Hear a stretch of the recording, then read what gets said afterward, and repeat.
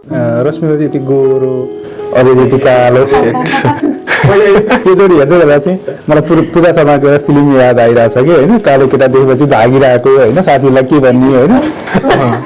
त्यस्तो के रमाइलो हेर्छ पछि फेरि दुईजनाको लभ पर्छ होइन हो नि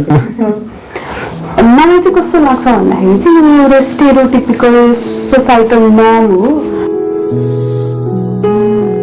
अघि भर्खर पनि एकजनाले भन्दै हुनुहुन्थ्यो यो मधेस आन्दोलनबाट के भयो भनेर यसरी सुनाउँदै हुनुहुन्थ्यो अनि एकजना साथीले चाहिँ यो हाम्रो अझैले रश्मिता बिहे गर्न पायो होइन जुन चाहिँ के छ त भन्दाखेरि इभन इन्डियातिर धेरै देशहरूमा अझै पनि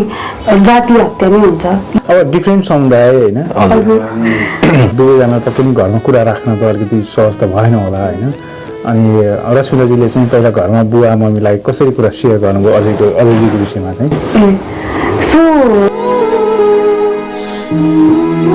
खड्काको छोरी कुशवासँग कसरी भेट भयो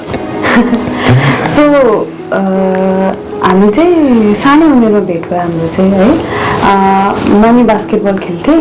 अनि उहाँ पनि बास्केटबल खेल्नुहुन्थ्यो तर छुट्टै छुट्टै स्कुलमा खेल्थ्यौँ हामी अनि ठ्याक्कै एसएलसी दिइसकेपछि चाहिँ हाम्रो ट्यालेन्ट हन्ट भनेर हुन्थ्यो सो त्यो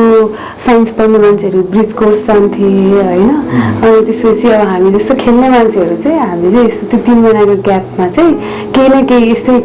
क्लबहरूमा खेल्ने यस्तो नै गर्थ्यौँ अनि ट्यालेन्ट हन्ट भनेर चाहिँ स्कुलको बच्चाहरू ल्याएर उनीहरूलाई बास्केटबल सिकाउने सङ्घले चाहिँ तपाईँलाई त्यो ठ्याक्कै एसएलसीको पछिको 3 महिना बिदामा चाहिँ ट्यालेन्ट हन्ट भनेर एउटा क्याम्प गर्छ क्या त्यो चाहिँ एसएलसी दिएको बास्केटबलमा इच्छा भएकोहरू चाहिँ त्यो क्याम्पमा आउँछन् क्या ट्रेनिङ अनि त्यसपछि चाहिँ त्यो ट्यालेन्ट हन्टमा चाहिँ भइरहेको थियो अनि कहिलेकाहीँ चाहिँ अरू क्लबको नि भेट हुन्थ्यो है तर उहाँलाई चाहिँ मैले कहिले पनि देखाएको थिइनँ सबैजनाले भन्नुहुन्थ्यो कि एउटा एकदमै अग्ली केटा छ भनेर है अब मेरो हाइट त त्यतिखेर 5 हो अहिले त म 5'5" छु है अनि लक्किली हाम्रो